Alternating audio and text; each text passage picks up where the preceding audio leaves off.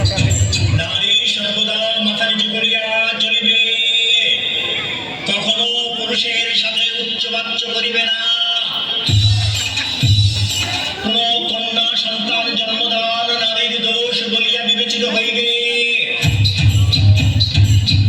নারীকে সর্বদাই সতীত্বের পরীক্ষা দিতে হইবে, যা পুরুষের জন্য প্রয়োজন নাই। কেন কেন কেন আমি মানি না এই শাস্ত্রাচার। আমি কি স্রষ্টার সৃষ্টি নই? আমি কি মানব জাতির মাতা নই?